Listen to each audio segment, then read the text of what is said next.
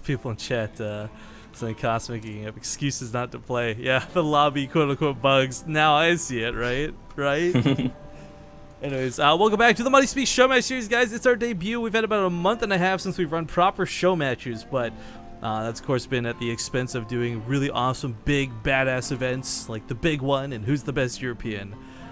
But back in action with these show matches. Should be some fun stuff coming up in the next few months, guys. But spawning in the top right corner of the map, it is going to be Cascade's blue Terran player Kas.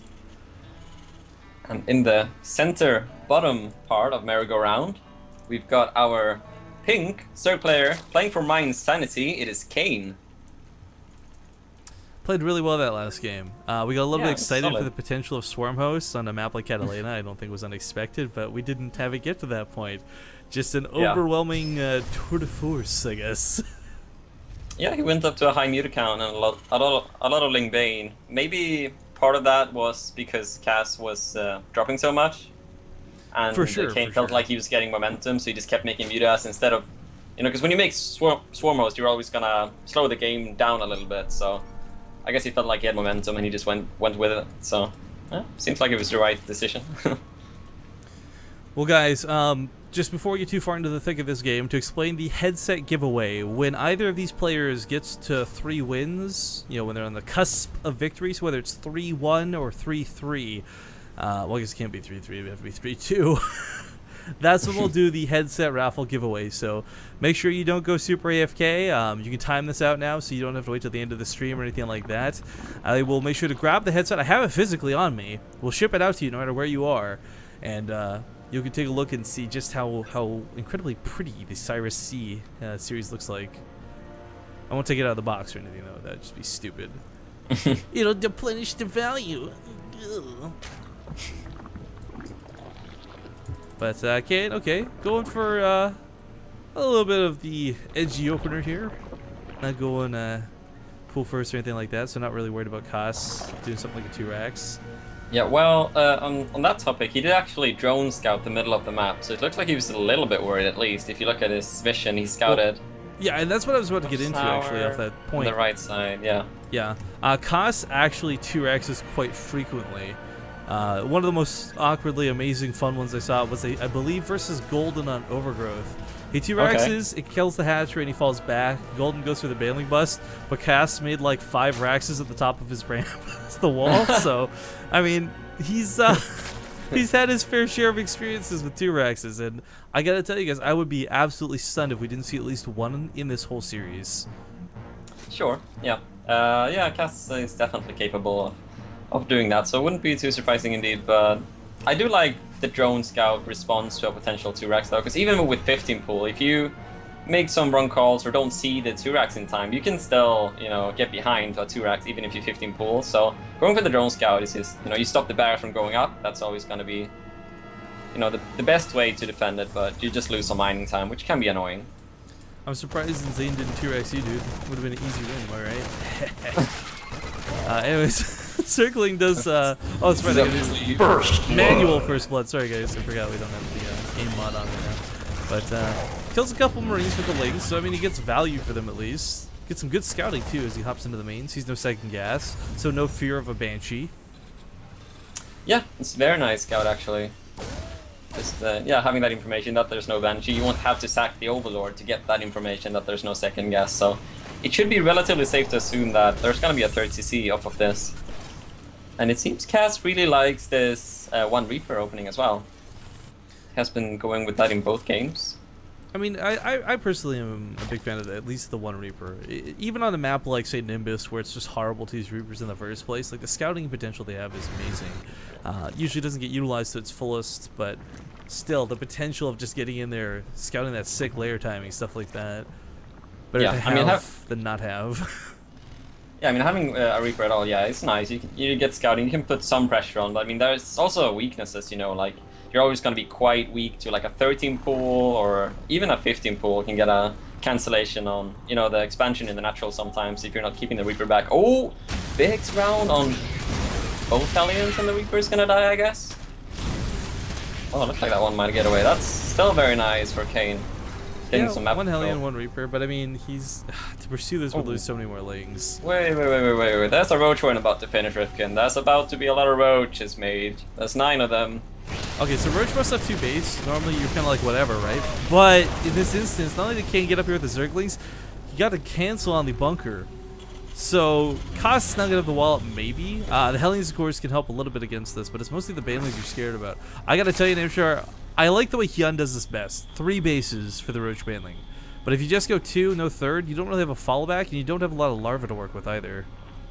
And it's gonna alarm Cass as well, right? Because when he sees there's no third still, now he's gonna be worried, you know, what's going on. And he goes for the scout with the Hellions, look, bumps into the Roaches, so good scout, loses 2 Hellions there, but he knows what's up at least, so now he can throw down more bunkers.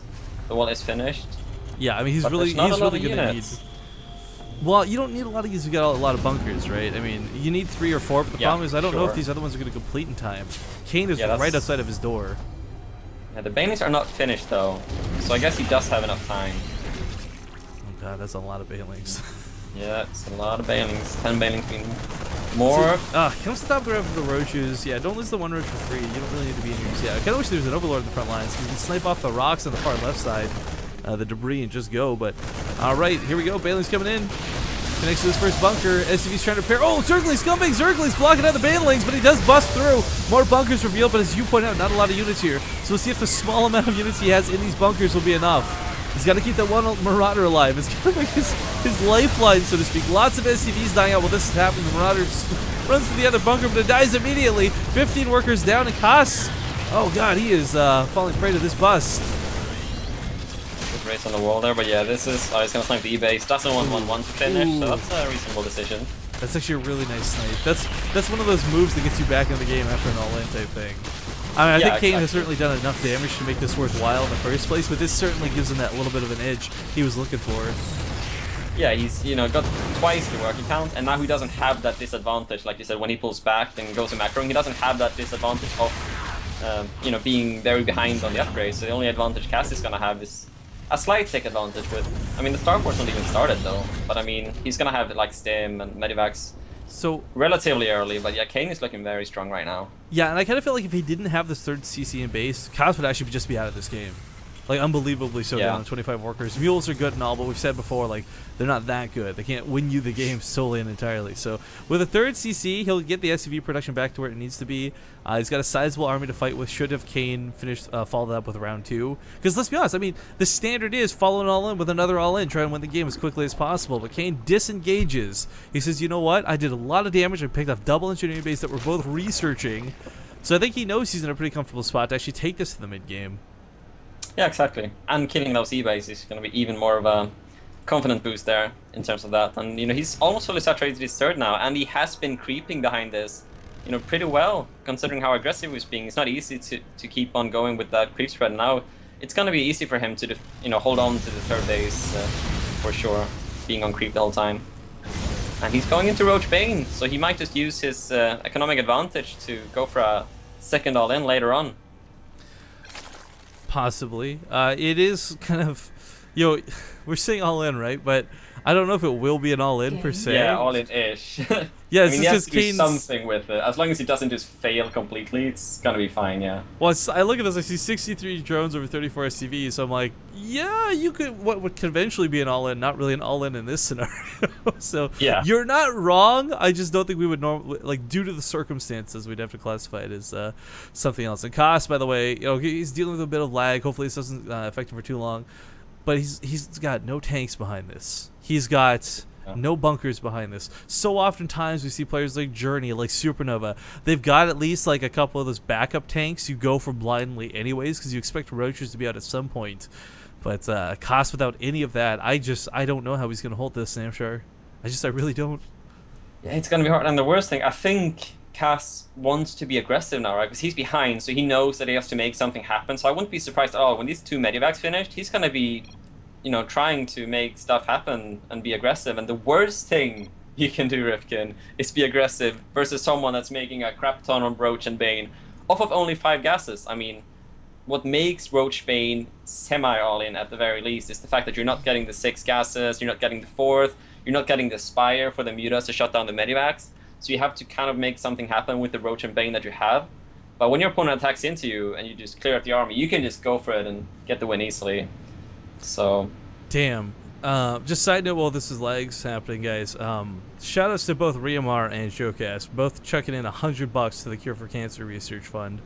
That is really awesome of you guys. Thank you so much. I'm sorry that I don't have like more than my gratitude I can give you, but really, truly, thank you for contributing to that.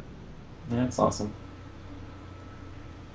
If I wasn't such a dough guy, I'd do my own marathon, but then I wouldn't be able to cast StarCraft, man. So like, That's true. So coming to the series, I mean, Kane did call the 4-0, kind of like a bit jokingly, but Kas, I don't know if it's just lag. I mean, it's worth noting this isn't some excuse. I really want to stress this. He was having issues before the game even began.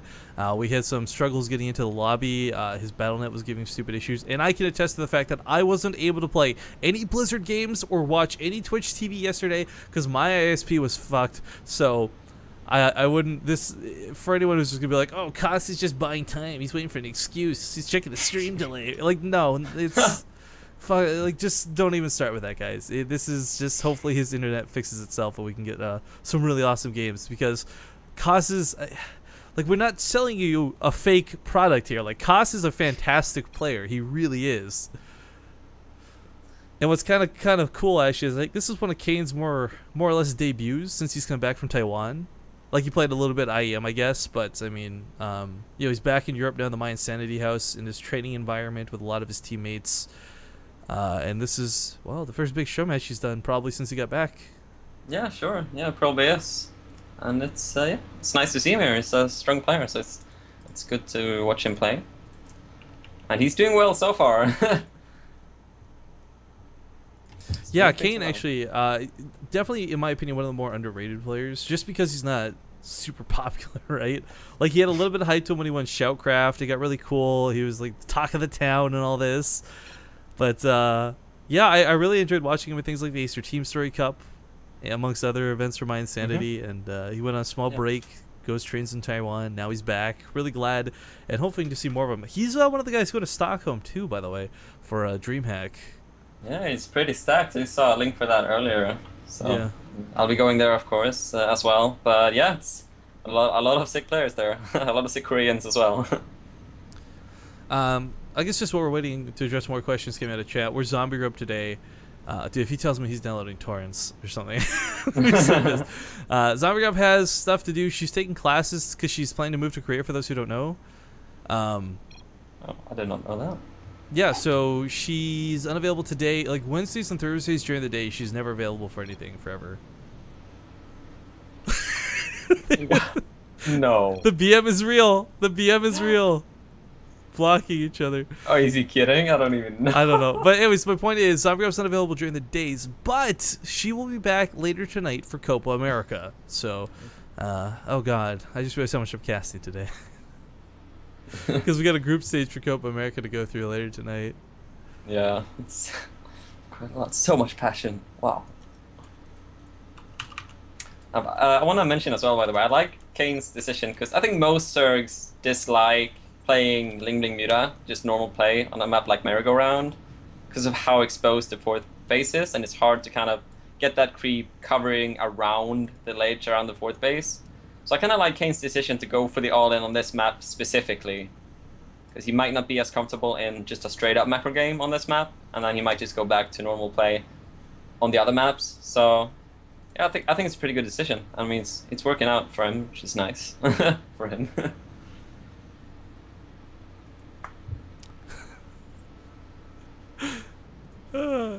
Man, I just, like, what I love about grudge matches, and I don't know if this is really a grudge match because they've just been smack talking each other, right? But like, when they're not scripted, especially, you see dumb moments like this where you're like, oh, oops.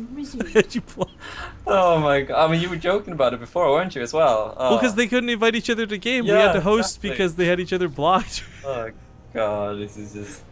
Okay, well, anyways, as we proceed with the game, you pointed out one of the worst things you can do in this sort of situation is be aggressive. Right. I would normally agree with you 100-fold, but the thing for Kas is he doesn't know. Like, he's just taking so much damage. What other option does he feel he has at this point, right? Yeah, exactly, and that's the problem for him. He wants to be aggressive because he wants to do damage, but he can't be aggressive. You know he what? just has to defend. This is gonna be that classic Terran moment where it's not even a full wall off. Oh god! But it's gonna be that classic Terran moment where he like loads up his metavacs, and as he loads up his metavacs, that's where the push comes, and you turn around and you're like, oh god, I can't stop this. It's possible. It looks like he realizes what's up because he's in a pretty defensive position here. You know, there's not a lot of Bailey's though. Yeah, so you're right. He knows exactly what's up. But despite this fight coming to the ramp, he doesn't have the depots to aid him. These are not raised. The Baileys just roll in. Round 2 Baileys are better than round 1. And Kas loses everything in the front lines immediately. Third CC's on the way, but see you later because that's not going to matter. There's no Marauders left, and he's pulling SCVs into a horde of roaches. This is too much to stop, and I think Kane's about to lock down game number 2. Yeah. It's gonna be it. Well done. Just some cheesy strats there, kinda. And Kas just wasn't ready enough for it. I think he went E-base before Barracks that game as well. He might have made them around the same time, but he just he had the bunkers, right? But the Marines just after the bunkers died, the Marines that were in the bunker got killed off, and then he just didn't have anything left, right, to kill the units. So yeah, that was rough for him. Yeah, I'm just asking Kas right now if he needs a moment to fix his lag, or if he needs to go reset like his router or something. I mean, we don't need to rush through these games. That's the wonderful relaxation of a show match, right? Like, you get to just kind of do it at your leisure. You're not worried about a second group stage starting or a round of 8. Yeah, I definitely don't want to be playing with lag. That's like the worst thing. I think if he was lagging before, though, he would have said something about it. So yeah, it seems like it was just happening towards the middle stage of that game. Well, I asked him. He said no.